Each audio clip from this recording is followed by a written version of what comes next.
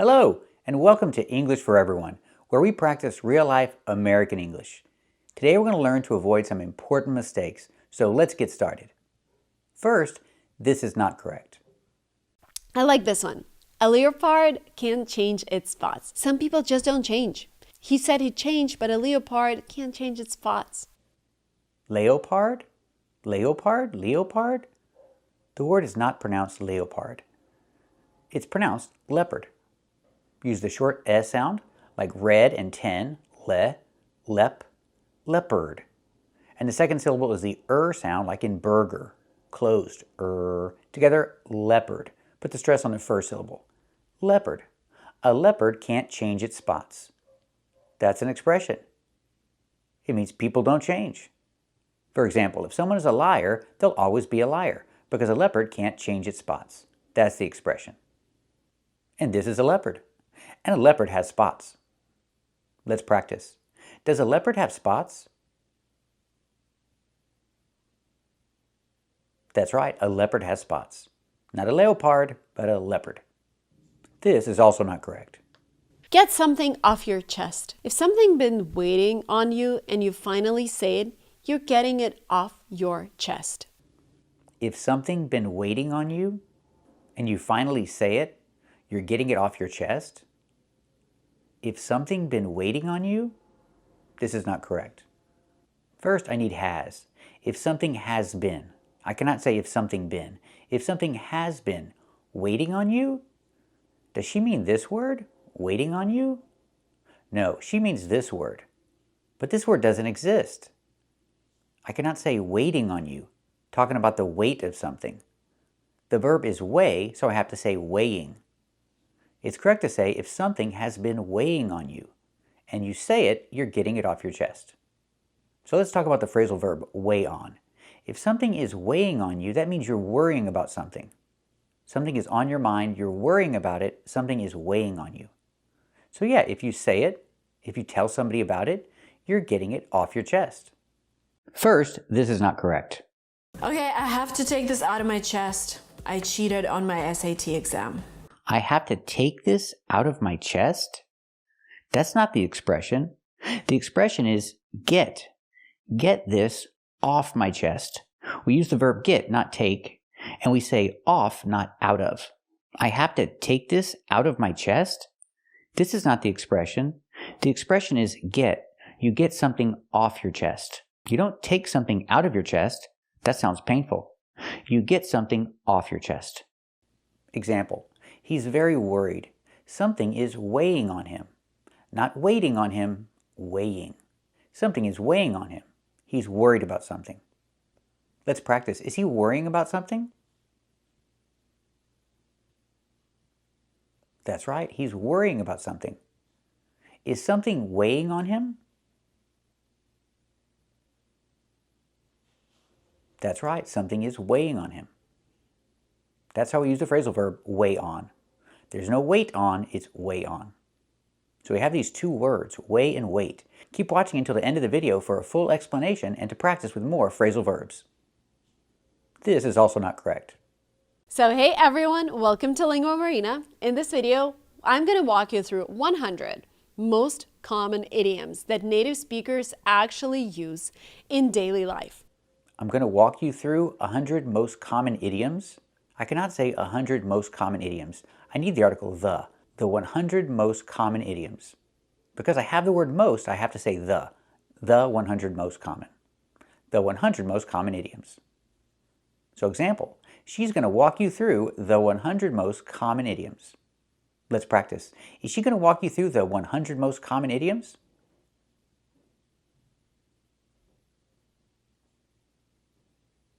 That's right, she's going to walk you through the 100 most common idioms. This is also not correct. Burn bridges. This one is about relationships. To burn bridges means to end something in a way that ruins future opportunities. I left the company on good terms. I didn't want to burn the bridges. I didn't want to burn the bridges? This is not the expression. We do not say burn the bridges. We just say burn bridges or burn any bridges. But I cannot say burn the bridges. So example, he left the company on good terms because he didn't want to burn any bridges.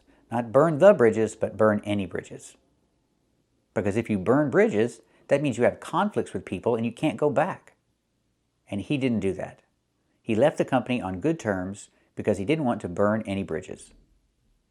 Let's practice. He left the company on good terms. Did he want to burn any bridges?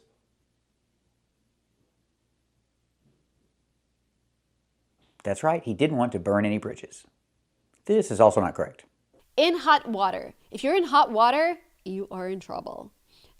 Your exam is in a week and you haven't started preparing yet. You're in hot water. If I say your exam is in a week and you haven't started preparing yet, you're not in hot water. In hot water does not mean just in trouble. The expression in hot water means when you're in trouble with the authority, your teacher, your parents, your wife, your boss. These are your authorities. So if I say you're in hot water, that means you're in trouble with the authorities. Example, my boss is mad at me. I did something wrong. I'm in hot water. But if I didn't study for a test, I'm not in trouble. I just need to study before the test. So example, his boss is mad at him. He's in trouble with his authority. His authority figure is his boss. So I can say he's in hot water. Let's practice. His boss is mad at him. Is he in hot water? That's right, he's in hot water. This is also not correct. Grind late. And if that's something you do more than once, then you're officially grinding late. It means regularly working hard into the night. First, grind late is not an idiom. Grind or grind hard is slang. But I've never heard grind late and I couldn't find any examples on the internet. So people don't say it. The slang verb is grind, meaning to work hard, or grind hard, again meaning to work hard. This is slang. And grind late is not an idiom. Let's hear that again. Grind late. And if that's something you do more than once, then you're officially grinding late. It means regularly working hard into the night. If you do something more than once, then you're definitely grinding late. If you do something more than once, that has nothing to do with it. It means regularly working hard into the night. Regularly, that has nothing to do with it. If someone says grind or grind hard, it's not because they're doing it more than once or regularly, it just means to work hard. And it's slang. I don't use it. This is also not correct. I've got something cool for you. I built the app. Again, it's completely free. It's a little app. It's called Idiom Chat. I built the app. It's completely free. We cannot use the here. I cannot say I built the app. It's completely free because we don't know what app she's talking about. When you first start talking about something, don't say the, say a or an in this case. You can say, I built an app. It's completely free. Now, once you mention it, when you refer to it in the future, you can say the app. But when you first mention it, use an app. She built an app and it's completely free. This is correct. Let's practice. Did she build an app?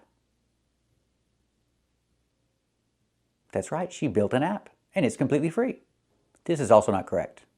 By the way, if you're watching this video thinking, okay, Marina, I get these idioms. Thinking? The word is not pronounced thinking. It's thinking. I have to use a k sound. Thinking. Thinking. Not thinking, but thinking. Example. She's thinking about something. I don't know what she's thinking about, but she's thinking about something. Not thinking, but thinking. Let's practice. Is she thinking about something?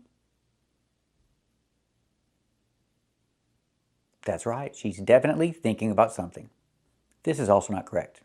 Give the benefit of the doubt. By the way, when you're remembering idioms, remember the articles. Give the benefit of the doubt.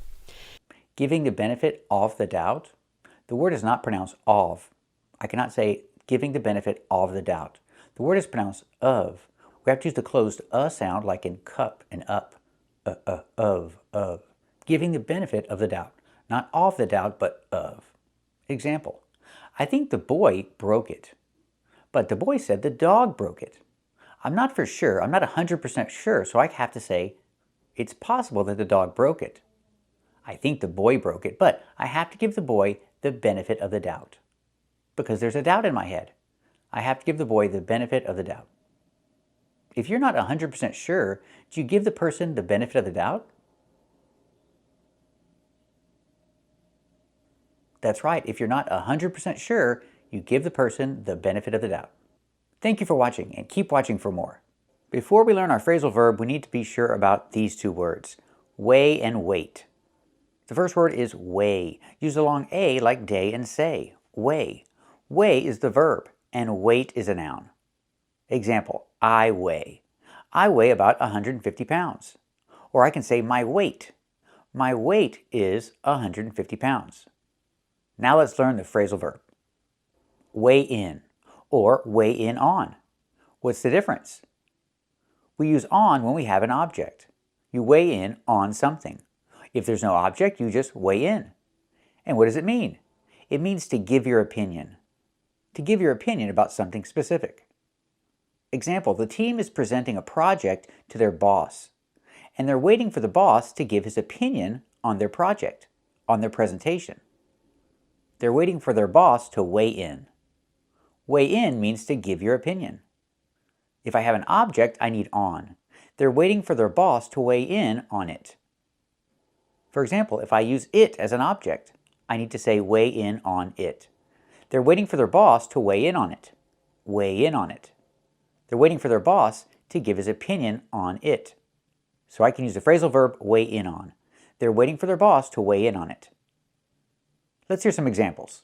But suddenly, this little punk version of Forrest Gump thinks that he has the authority to weigh in on cutting my movie star director's brother. They will weigh in on who they think will reign supreme, while fielding the comments of our illustrious panel of sports writers. Maybe this doctor could weigh in on the long-term psychological effects of being strapped into a baby seat next to a bomb. A medical expert needs to weigh in on this. Where does the FBI weigh in on that as a cooperating witness? I thought it would be good if we were all together so we could all weigh in on it.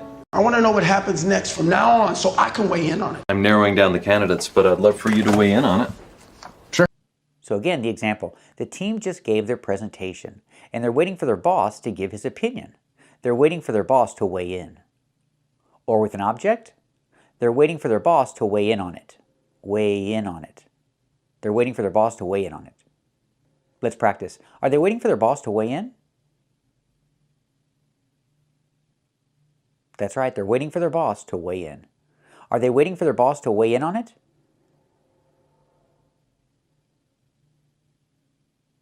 That's right, they're waiting for their boss to weigh in on it. So remember the phrasal verb, to weigh in on something, to give your opinion about it. That's what it means.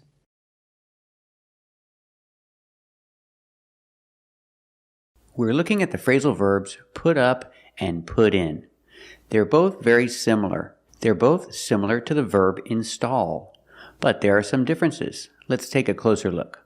We use the phrasal verb put in for install. Pronunciation. The T in put sounds like a fast D. Put in. In a continuous form, putting in. Example, he's putting in new floors. He's installing new floors, so I can use the phrasal verb putting in. He's putting in new floors. Or I can say he's putting in new flooring. Let's practice. Is he putting in new floors? That's right, he's putting in new floors. Is he putting in new flooring?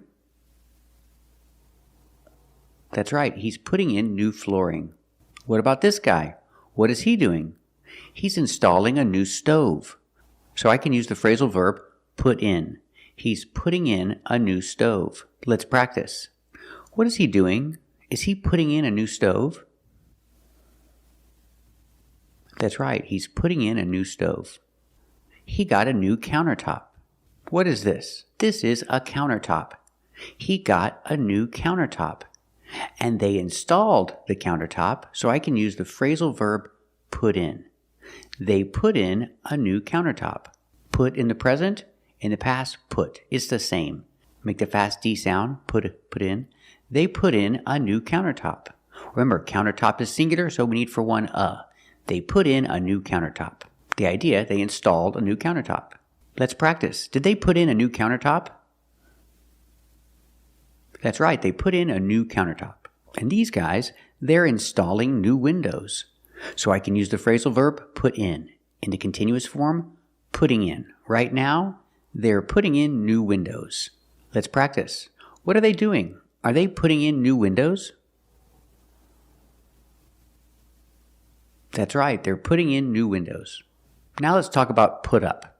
We can use put up similar to install or build. We use put up in two cases, in two situations. If the thing is standing up, we say put up. Or if the thing is on the wall, we say put up. Example, she's putting up a fence. She's building a fence, she's installing a fence, but it stands up. The fence stands up, so we say put up. Put up a fence. What is she doing? She's putting up a fence. Again, the T in put changes to a fast D. Put up. Put up a new fence. In the continuous form, putting up. She's putting up a new fence. She's installing or building a fence, you can say put up. She's putting up a new fence. Let's practice. What is she doing? Is she putting up a new fence? That's right, she's putting up a new fence. They're building something. What are they building? They're building a small building. A small storage building. It's called a shed. A storage shed, a tool shed, or just a shed. It's a small building for storage. So they're building a shed. And I can use the phrasal verb put up. They're putting up a shed. Because the shed stands up, I can use the phrasal verb put up. They're putting up a shed in the backyard. It means they're building a shed. Let's practice. What are they doing? Are they putting up a shed in the backyard? That's right, they're putting up a shed in the backyard. And this guy, he's building a wall. Because the wall stands up, I can use the phrasal verb put up. Put up a wall. In the continuous form, right now, he's putting up a wall. He's putting up a wall in the backyard. Let's practice. What is he doing? Is he putting up a wall in the backyard? That's right, he's putting up a wall in the backyard. What are they doing? They're not installing the Christmas tree. They're not building the Christmas tree. We use the phrasal verb put up. Because it stands up, we use the phrasal verb put up. Put up in the continuous form, putting up. They're putting up the Christmas tree. Let's practice. What are they doing? Are they putting up the Christmas tree? That's right, they're putting up the Christmas tree. And the other situation we use put up is when something is on the wall. Example, a picture. She's putting up a picture. You can say she's hanging a picture or she's putting up a picture. Because it's on the wall, we can use the phrasal verb. She's putting up a picture. Let's practice. What is she doing? Is she putting up a picture? That's right, she's putting up a picture. And what are they doing? They're putting up decorations. We don't say they're installing or making decorations, they're putting up decorations because it's on the wall. Let's practice. What are they doing? Are they putting up decorations? That's right, they're putting up decorations. It's Christmas, and this is a fireplace. And on the fireplace, you see stockings. These are called stockings. They're not socks. They're stockings. They're Christmas stockings. And we use the phrasal verb put up. Somebody put up the Christmas stockings. They put them on the wall, or in this case, the fireplace. We use the phrasal verb. They put up the Christmas stockings. They put up their stockings. Use possession, their. They put up their stockings. They put up their Christmas stockings. Let's practice. Did they put up their Christmas stockings? That's right, they put up their Christmas stockings. And what is he doing? He's installing shelves. He's installing new shelves. Because it's on the wall, we can use the phrasal verb put up. Put up new shelves. In the moment I use the continuous form putting, he's putting up new shelves. Let's practice. What is he doing? Is he putting up new shelves? That's right, he's putting up new shelves. So we see that put in and put up can both be used for installing things, but they are a little different. And we can use put up to express a completely different idea. You can use the phrasal verb put up, meaning to put things where they go, to put things in their place. And remember, the phrasal verb is separable. If I have a substitution it, I have to put it in the middle. Put it up. Put it up. The T in put changes to a fast D, put it, and the T in it changes to a fast D, put it up, put it up. He's always on his phone, so I tell him to put it up. It means put it in its place. Put it where it goes. Stop using it. You need to put it up. Let's practice. He's always on his phone. Does he need to put it up? That's right, he needs to put it up. Example, she's putting her toys in the toy box. So she's putting her toys where they go. She's putting her toys in their place. So I use the phrasal verb put up. Put up the toys. Right now, she's putting up her toys. Let's practice. Is she putting up her toys? That's right, she's putting up her toys. If I use a substitution, a pronoun for toys, I say them. Put them up. She's putting up her toys, or she's putting them up.